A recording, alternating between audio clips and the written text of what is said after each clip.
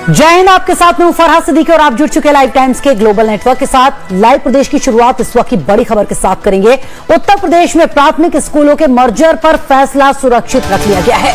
तो बड़ी खबर इस वक्त की, यूपी में प्राथमिक स्कूलों के मर्जर का फैसला सुरक्षित।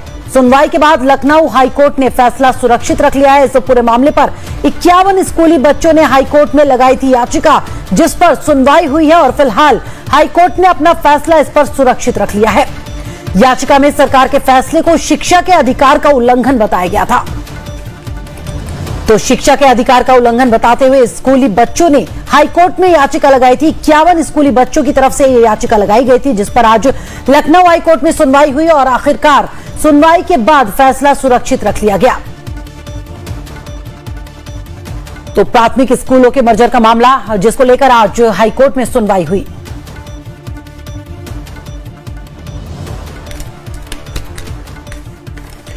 राजीव ओझा मेरे सहयोगी साथ जानकारी के साथ सीधे लखनऊ से जुड़ गए हैं। राजीव, आज इस पूरे मामले पर सुनवाई हुई, लेकिन कोर्ट ने फैसला सुनाया नहीं है, बल्कि फिलहाल सुरक्षित रख लिया गया है। क्या खबरें?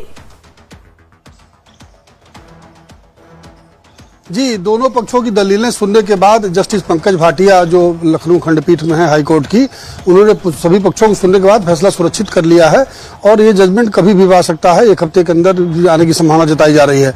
आज उन्होंने दोनों पक्षों की दलील सुनी। सरकार की ओर से भी मजबूती से पक्ष रखा गया। जो चीफ स्टैंडिंग काउंसिल है सरकार के, वो भी उसमें थे, एक अपर महाधिवक्ता भी थे।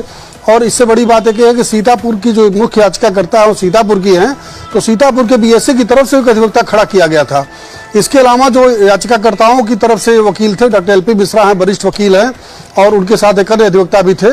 दोनों पक्षों ने अपनी दलीलें दी और उनका कहना था कि ये जो राज्य सरकार का फैसला है, ये बिल्कुल जो शिक्षा का अधिकार अधिनियम है उसके विपरीत है और बच्चे इसे शिक्षा से वंचित हो जाएंगे। ऐसा फैसला नहीं होना चाहिए। दूसरी तरफ सरकार का कहना था कि ये जो स्कूल नहीं चल रहे हैं, जिनमें बच्चे नहीं हैं और जिनको हम और बेहतर प्रबंधन जिनका कर सकते हैं, सरकार का तर्क था कि हम स्कूलों का और बेहतर प्रबंधन करना चाहते हैं और बेहतर शिक्षा मुहैया कराना चाहते हैं। इस वजह से हम ये फैसला ले रहे हैं मर्जर का। तो दोनों पक्षों को कोर्ट ने सुना पूरी बारीकी के साथ, और जो कोर्ट में दलीलें दी गई उसमें एक बात ये भी आई कि जो जहां बच्चे बिल्कुल नहीं हैं जिन स्कूलों में, ऐसे स्कूलों के मर्जर की बात तो हो सकती है, एक तार्किक पक्ष रखा गया।